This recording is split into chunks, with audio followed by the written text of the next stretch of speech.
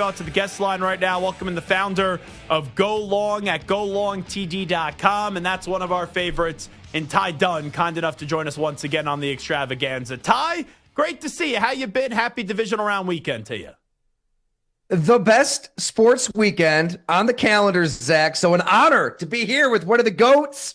And I went to Syracuse, but I grew up near St. Bonaventure. So, seeing you in that Temple hoodie, I have memories of John Chaney taking a cookie, and the famous J.R. Bremer in the corner game. So we did have that on you, even though I didn't really go to Bonas. How about that? I wasn't expecting to be talking Temple with you right out of the gate, but I am asking people to do so, wearing my Temple sweatshirt after Temple did defeat Memphis last night, a top 25 team, so take that, Penny Hardaway. Let me start you off with how we started the show today. We're talking about the Chiefs, and I'm saying Mahomes this year is obviously playing for 3 straight championships, which no quarterback has ever done in the Super Bowl era. And then also, I'm looking at the all-time great category. Right now, I have Brady 1, I have Montana 2, Mahomes at 3, and then Peyton Manning in at 4 out of the Super Bowl era quarterbacks. Mahomes wins another championship, or whenever he wins his next one, I think he clearly solidifies himself as the second greatest quarterback of all time, still chasing Brady. What do you think about that? Hell yeah. I completely agree. I think he is right there with Tom Brady, probably a notch below, right? We got to look at the Vince Lombardi trophies. That's number one. But, man, if he three-peats, if he gets through this AFC again, Arrowhead Invitational, all of that, I feel like we're sleeping on this team yet again. I don't know how we do it every year. I live here in Buffalo, and all we're thinking about is Josh Allen, Lamar Jackson, Sean McDermott. Can he get over the hump? And there's Patrick Mahomes. He's got to love this, that he's had 2 weeks to rest. That whole roster's had 2 weeks to kind of refuel, and they're going to be ready to go. Mahomes is so much like those two players you just mentioned, Brady and Montana. You talk to people close to him, there's just a zillion stories, but one that pops to mind is, he just rises to the moment. In every sport, it doesn't matter if he's throwing hatchets with his buddies at a bachelor party, if he's playing golf at Augusta with his friends, basketball back in high school. One of his best friends told me that after that Super Bowl loss to Tampa Bay, he was on the course, getting around in at Augusta, and he got the call that they were signing Orlando Brown. If you remember, he's running for his damn life against the Bucs. They needed help on the line. And there was something about that news. He had a terrible shot into the rough, had to get it out, had to get it on the green, and had the chip of his life the second that he got the call from Brett Veach. That good news just got to put him in the mental space to have the shot of his life on the golf course. He rises up to these moments. Until further notice, it's a Patrick Mahomes world, and we tend to forget that. Can you see any way that the Texans find a way to walk into Arrowhead and take down the Kansas City Chiefs this weekend on divisional round weekend? I mean, this is where we have to call it a bye week, and D'Amico Ryans uses this clip as motivation, right? Like Rex, of course, Rex would. Where's do that Ty Dunne guy? He said we were done. Now your career is done. Texans go to the championship game. That would be pretty cool, I will say. It's a fun team. I love the Texans. I mean, Will Anderson Jr. is one of the great personalities, one of the most violent players in the game that we don't talk nearly enough about. I just cannot see the Texans going into Kansas City and winning this game. I could be dead wrong. I hope I'm dead wrong, but no, I can't see that happening. I mean, the rest, I think too often we kind of have that paralysis by analysis, and we think that rust is a real thing. Maybe it is from time to time, but look at Andy Reid's record out of bye weeks. When he has time to prepare, he's going to know your scheme better than you know your own scheme. And I feel like they're going to be ready for everything. And look, C.J. Stroud just hasn't been the same quarterback this year. I think it's safe to say it's not really a scalding hot take at this point. I mean, Bryce Young has been better than C.J. Stroud in year 2. And I don't think it's close. Wow. Even with Stroud still finding a way to win that division and still finding a way to win a playoff game, you would think Young, with what he did in the second half, is better than Stroud. I think so. I mean, early on in his career as a rookie, Bryce Young, I feel like he was just stuck in a very elementary offense with Frank Reich. And yet at the same time, they asked him to set all kinds of protections and do a lot of stuff that rookie quarterbacks don't have on their plate. So it was like the worst of all worlds. He couldn't play free. He couldn't think free. So eventually they moved on from Frank Reich and they get a new coach in there. It starts ugly. He's got no talent around him whatsoever. I think once you kind of get another receiver, you start drafting some more talent. They're getting their picks back now. There's a lot to love about Bryce Young. I think it says more about Young and the fact that he's kind of finding who he was at Alabama more than an indictment on Stroud. And we didn't really know what is Bryce Young's special. Like what does he have inside to compensate for being a small quarterback? I'm not really sure what that is, but there's something about his rhythmic game when he's feeling it. He can sense the rush as well as any young quarterback. You kind of saw it that last month of the season. Really a sneaky storyline we probably didn't talk enough about. Talking to Ty Dunne right now, talking about a quarterback who's been young and sensational this year, Jaden Daniels. They get the playoff win last week off the field goal upright and in. Daniels has the Lions this upcoming weekend on Saturday in Detroit. I think that the Commanders could give him a fight for 3 quarters, but I do think that the Lions end up winning this game probably by 10 points. I feel as if this is a 30-20 type of game with Detroit taking it. Yourself? I mean, I would love to just have a bold take and say the Commanders are going to waltz into Ford Field and take it to Dan Campbell, but I'd probably have to get drug tested by Roger Goodell. I mean, it's hard to see a Dan Campbell coach team having a letdown. I mean, my God, they get thumped by the Bills, 22 guys on IR. It looks like their season is falling apart. And not just like anybody on IR, by the way, not like scrub third string tight ends. You're talking Aiden Hutchinson would have been the defensive player of the year. Aleem McNeil, maybe the best defensive tackle in football. I mean, these are poison pills. They should have been. They should have been done after these injuries. And that's just the power of Dan Campbell. It doesn't matter who he throws in there, the quote unquote Northern Savages that he's picking up on the fly. You know, guys like Jamal Adams for a dozen snaps here and there. That culture is real. I will say this, though. Dan Quinn has really rebuilt those Commanders in the same vein. And I'm shocked.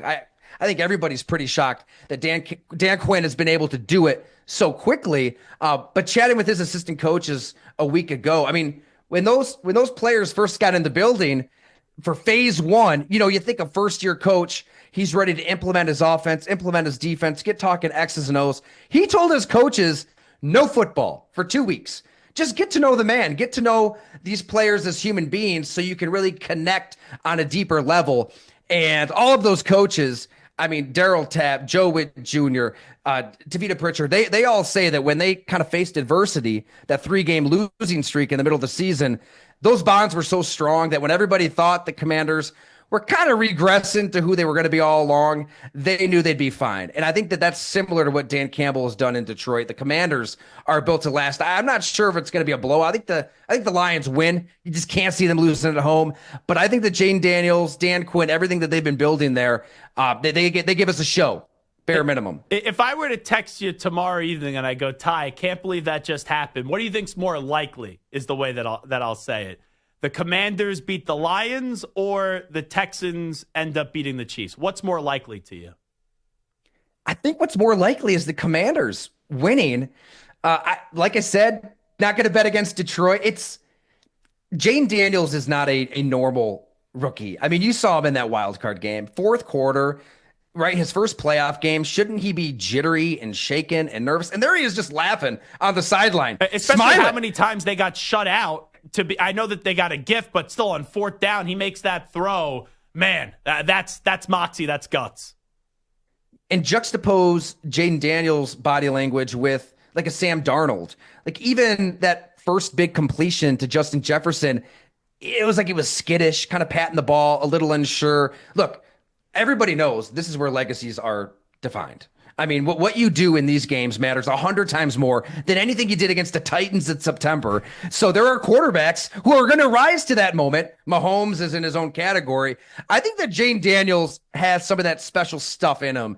And that maybe we're not talking about it like a Patrick Mahomes, but he's going to be in that category of dudes who are totally unshaken by the pressure that you face in these football games. I can't wait to see Ty Dunne, and I'm going to the game, how Rams and Eagles will play out. The Rams before the year were my pick to win the Super Bowl. With after the first month and a half of the season, I didn't think that was likely. We know Philly has so much talent, but the Rams and the weather is a concern. But still, you got McVay, you got Stafford, Puka Nacua, Cooper Kupp. And that defense, it's not easy to replace Aaron Donald, duh, obvious statement of the day, but they have drafted a few guys through the last few years that they're playing really well as a unit. What do you think gives here between the Eagles and the Rams? I love that last point that you made, Zach. I mean, you give this scouting department some picks, and they've been nailing them. I mean, across the whole D line, it's impressive. I mean, what else can you say? This team has shown that they can microwave a Super Bowl winner like that in the snap of a finger, trading for, Von Miller and Odell Beckham and the Stafford trade before that. And that now they've kind of replenished the roster. They had one bad year in there to kind of reset. But once they got their picks back, beefing up that defensive line to not miss a beat when you lose one of the greatest defensive players in the history of the sport. We don't talk enough about these scouting staffs, and you just hope those guys in the LA Rams, they get some promotions or a bonus, at least Jelly of the Month Club or something, because they're loaded up front. And I like the Rams in this game, wherever they play, in a dome, on the grass, in the snow, in the cold. I don't care. I feel like that defense is going to keep them in games. And Matthew Stafford, yeah, they kind of petered out toward the end of the year offensively. It seems like he is rising up to who he was in that Super Bowl run. I mean, he throws the prettiest football in the sport. And when he's on with McVay, they can be unstoppable. You saw it against the Bills. I mean, Puka Nacua is a star. Cooper Kupp is still doing his thing. And I think that Matthew Stafford is another one of those players that we're probably not thinking about enough, not talking about enough, as one of the best of this generation. It's a fascinating conversation because I said this the other day. When Stafford won the Super Bowl up against the Bengals, we started this Hall of Fame conversation. I said, he's still got to go another 3-4 years, and he's got to give you another moment. Now, I don't got another championship, but this is his chance to have that other moment. You go on the road in Philadelphia a lot of people have the Eagles advancing to the next round. This would be a really impressive moment for Stafford to kind of, maybe even solidify that Hall of Fame spot. I'm with you, Zach. I kind of felt the same way. We're always in a rush to just dive into those takes after a Super Bowl win, and the Stafford Hall of Fame stuff was all over the place, but you kind of had to see more out of him. And then they win 5 games, and they're going through those, just a rough spell, kind of breaking in some young talent. The fact that they kind of have this next chapter, this new window opening up, and they're winning. If he goes into Philly and wins that game, gets to an NFC Championship game, man, can you imagine Matthew Stafford going back to Ford Field for an NFC Championship game? I mean, we all want a good story. That's it, okay? And we're getting ahead of ourselves. Hey, love Dan Campbell, love the Lions. I think they get to the Super Bowl. I think they win it all. If Matthew Stafford goes into Detroit and wins, now we have that Hall of Fame conversation, without a doubt. All righty, let's get to Bills and Ravens. Who is there more pressure on? That's the toughest question I think I've ever asked. Josh Allen or Lamar Jackson? Sean McDermott. Can I go with choice number 3? I don't know if that's a cop-out. It may be. Look, I mean, Sean, what he did to clean up the mess that Rex Ryan left behind and the 17-year playoff drought, they've won 5 divisions in a row, is remarkable. I feel like that building, that culture, it kind of runs itself at this point. And you talk to people who have been in that building. I remember I talked to you a year ago about this all. Players, coaches, they sensed a tight coach creating a tight team, and that's how you get 13 seconds. That's how you get the snow globe loss to Cincinnati, and even last year against Kansas City at home. Look, I was around the team all week. This is a loose bunch. I feel like Sean McDermott has gone out of his way to kind of take a step back and get these guys to not believe that they can win, but believe that they should win. But believe, you're going to go out there and make the play. 4th and 2 against the Chiefs at home. You go for it. Steve Spagnuolo has the perfect call. It doesn't matter. Josh Allen mashes all the buttons and runs in for a touchdown. I mean, those kind of moments have been just breakthrough seminal moments for this head coach all season long. He has chosen to believe in his players. They've backed him up. And, I just chatted with Dawson Knox, and he kind of admitted that, in some of these playoff games past, it wasn't this loose. They are trying to treat this like any other game, which is hard to do. Easier said than done. But it feels like they're in a good mental space going into this game against the Ravens. So we'll see what it all means, right? I mean, if Lamar Jackson, Derrick Henry just roll all over this defense, then it's a much different conversation on Monday. But I do think the pressure's on the head coach in Buffalo. Ty Dunne, before we let you run, I want to give you a few quick hitters. I'm going to give you the topic. You tell me what you think's going to happen with them this offseason. Aaron Rodgers, is he playing football? Is he back on the Jets, or is he somewhere else? Aaron Rodgers ain't going to leave that money on the table. I will be floored if he retires. There's going to be a market. You look at the draft, at least who you listen to that studies these guys. Doesn't seem like there's a ton of options for you if you're looking to restart at the quarterback position. Free agency, there never really is. Yeah, I think that somebody out there pays Aaron Rodgers and he starts week 1. Is it Pittsburgh? I'd just be guessing. But yeah, I think he continues to play. Do you think Davante Adams definitely follows Rodgers and gets traded somewhere where Rodgers goes? Or do you kind of look at it as maybe Davante Adams winds back up in Green Bay where he never should have left?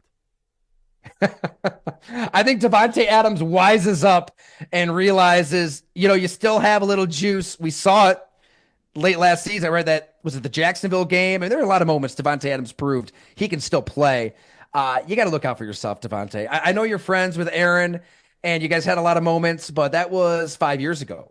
You got to get with a young quarterback. A guy like Jordan Love would be perfect for him.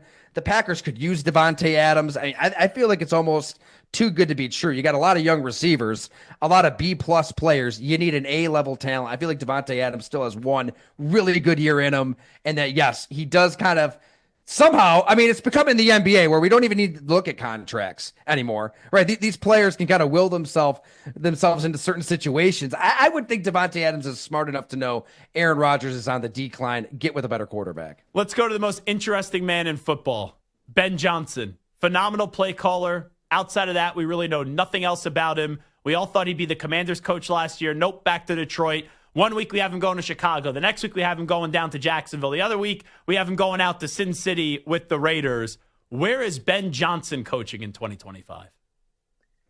I've appreciated your original takes on this subject too, Zach. It's different than what's out there. I do like Ben Johnson as, can we just say tone setter or something other than leader of men? I feel like we've been saying leader of men ad nauseum. Whatever that is, I think that he has that in him. In addition to being an innovator and a play designer and a play caller, to me, he checks every conceivable box. And spending some time around those Lions, and chatting with, David Blau, who's actually an assistant coach with the Commanders now, he played for Ben Johnson in Detroit. He said that, look, this is a coach who can step in front of a room, speak to everybody. And if you're around Dan Campbell every day, how could you not have some of that in you by osmosis? So where does he go?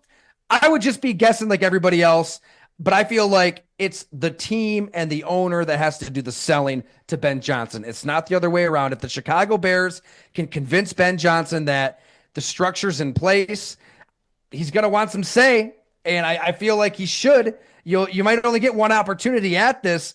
If they're willing to give him some control, that just seems to make all the sense in the world. You get him with Caleb Williams. I would love to see that. That's why I don't think it's going to be Chicago, because Ryan Poles is there. Like, at least Shad Khan said, hey, if the new coach gives a compelling argument, I'll get rid of Trent Baalke. And then Brady's no dummy. Hey, Tom Telesco, you're out. We're putting lipstick on a pig to try to make us look a little bit more attractive. I think it's going to be the Raiders or the Jaguars. I really do.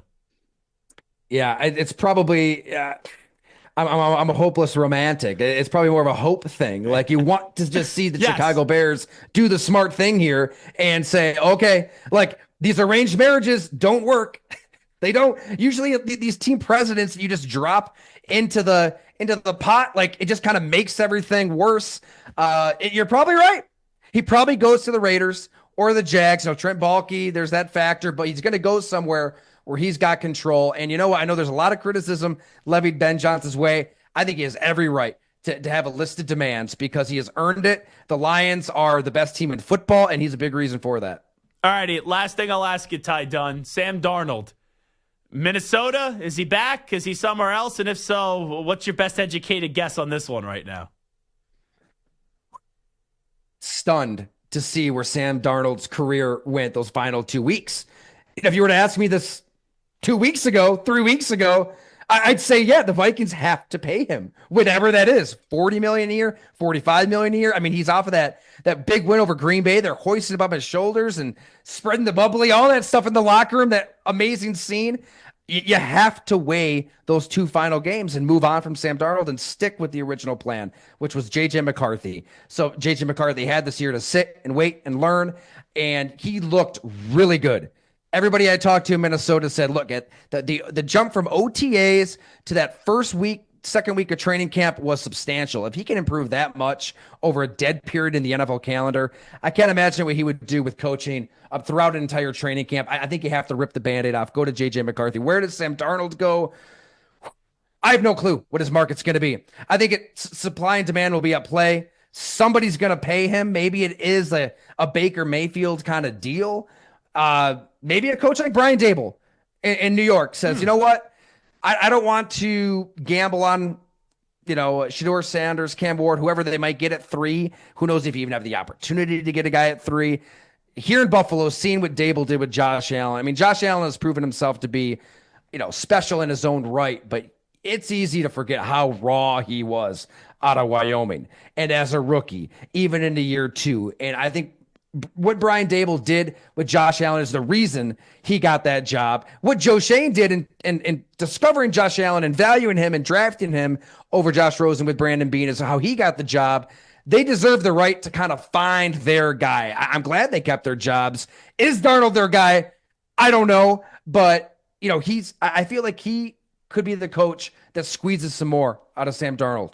I lied to you. I got one final question. So earlier I asked you, hey, who is there more pressure on? Is it Josh Allen or is it Lamar Jackson? And you responded, it was Sean McDermott. 0 to 100%. 0, no chance. 100, definitely going to happen. If they lose this game in the playoffs again because of coaching, and maybe McDermott has his Sam Darnold moment where he's got praised all through the season, and then it just goes right down the drain here in the playoffs. But what are the chances that the Bills would finally move off of Sean McDermott? It would be minuscule, Zach. Maybe 2, right? Just barely above 0 for the simple fact that, pressure justifiably would build, as it should. You rarely ever see coaches get to year 7 and 8 without winning a Super Bowl and then win it. I think there's like 5 in history who have done it. So that's why we're talking about Sean McDermott in these terms, but they have a well-oiled machine of an organization. He's a big reason for that. And then all you have to do is look over to the hockey team here in Buffalo. They're in last place. Their GM has been in place for 5 years, and Terry Pegula has not moved off of that. I would be stunned if he messes with the football operation, regardless of how Sunday goes. But I tell you what, at the local coffee shop, you go to Spot Coffee in Hamburg Monday morning off of a Bills loss, and it would be very interesting to hear what fans have to say. Make sure you check him out, golongtd.com. I am a subscriber. It is unbelievable. Some of the best football coverage around. He is Ty Dunne. Ty, thank you. Thank you, Zach. Really appreciate the kind words, man. I always enjoy it.